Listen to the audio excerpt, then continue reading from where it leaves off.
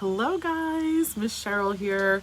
I am so excited to come to you today because Monday we kick off our summer dance celebration classes where we head back to the studio and just celebrate the art form of dance and, just have a great week with dance education and seeing our dance family again.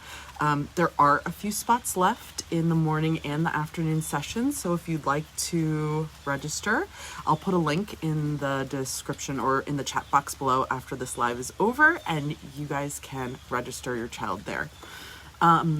Today I wanted to come to you. I'm outside because it's nap time. I didn't want to wake the girls up, and I thought it might be nice to kind of get a change of scenery.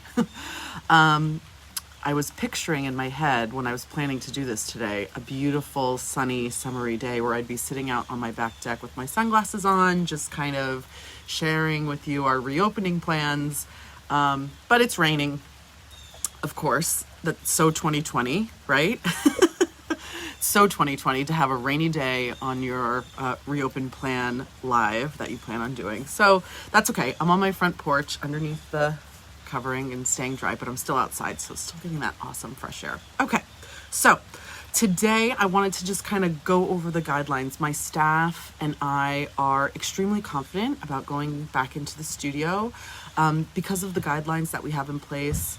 Some of them based on the CDC guidelines or because of the CDC guidelines and the Department of Health guidelines, and some because we just really are placing our concern and overall protection for the students at top of mind.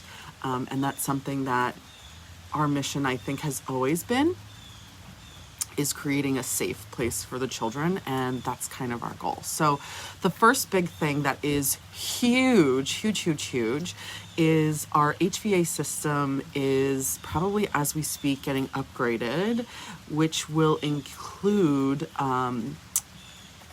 hospital grade air filtration system and the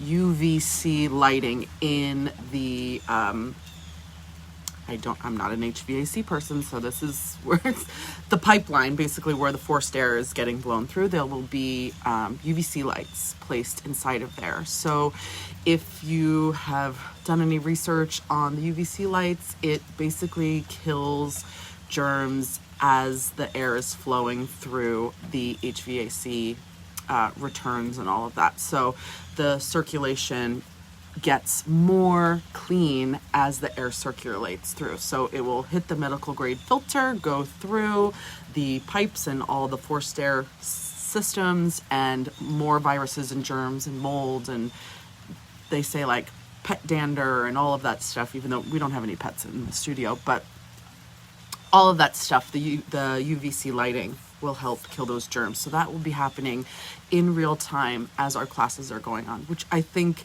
is a huge thing. And one of the most proud things I am excited to share with you guys in regards to the health and wellness of the kids coming to the studio. Also, to go through all of these policies, I'm going to try to be as quick as I can. If you have any comments or questions, you can go ahead and put them in the chat box below. I'll be happy to answer them either live or after this is over. If you watch the replay, I'll be happy to answer them there. First of all, we're so excited, but obviously the circumstances are still quite serious and still, not normal. So because of that, we have to make certain adjustments to how we run the business and to the expectations of the families. The first big policy change is the dressing room for the time being will be closed off. And we're asking that parents just drop off at the door and not come into the building. We want to try to limit the number of people that are in that building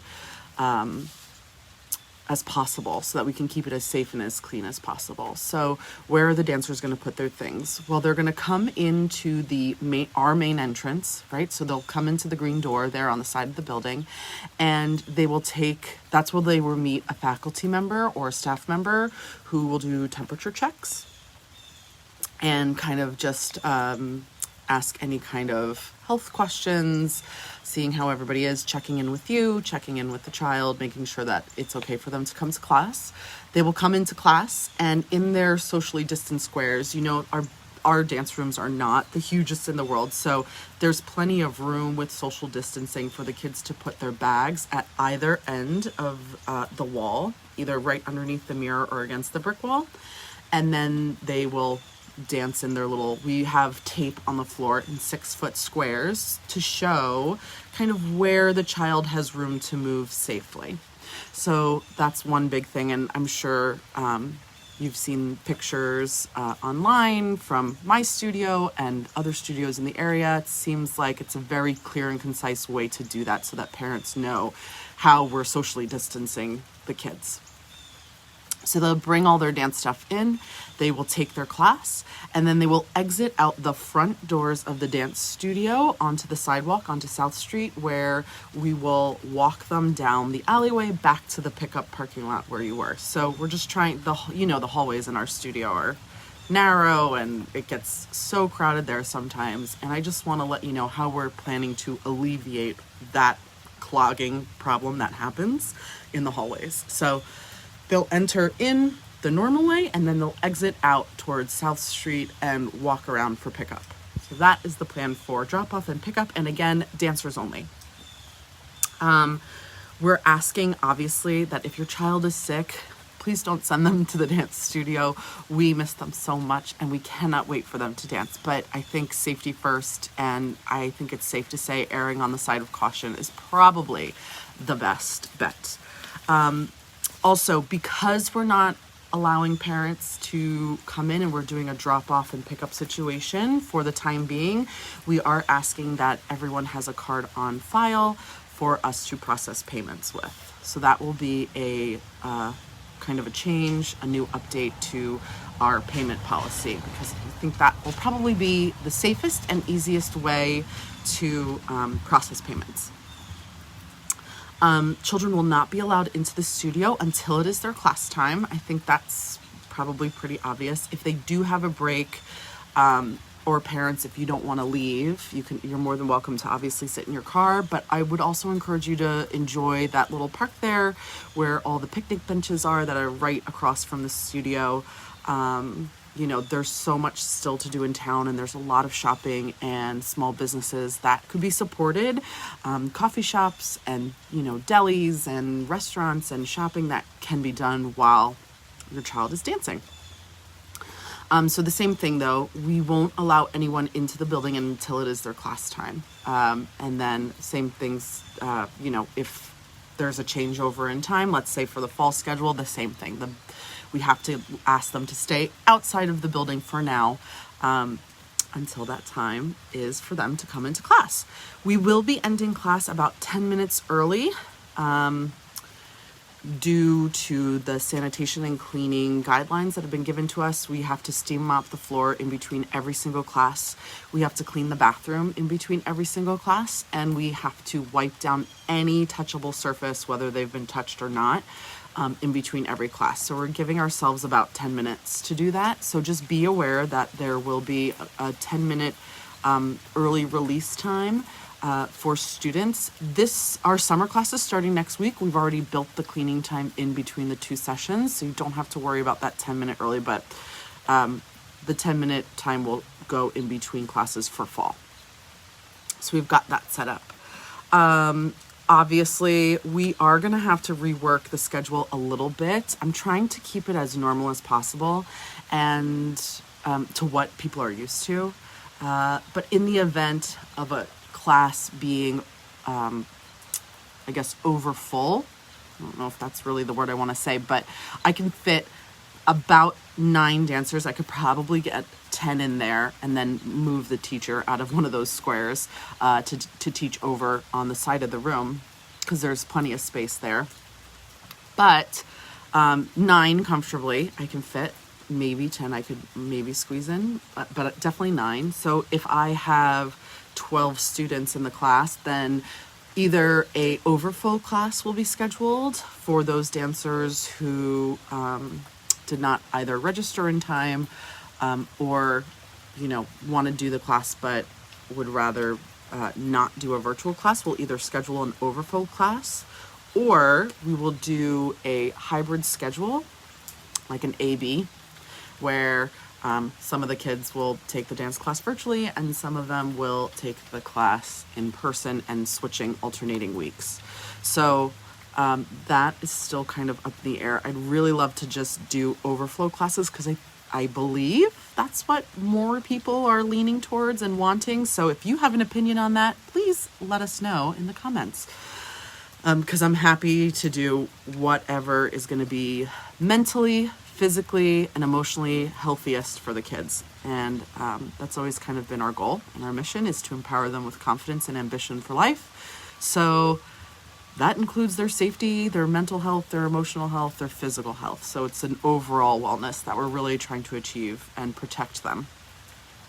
So please, if you're bringing a water bottle, please bring something that is a plastic water bottle, because we don't want the reusable ones left behind at the studio. If it's a plastic water bottle and someone accidentally leaves it behind, then we could throw it away, and we don't want to throw away your reusable water bottle because those are a little bit more expensive. So that will be that. We've gone over the entrances and exits. We've gone over the social distancing. We will be doing hand washing and hand sanitizing in between the class.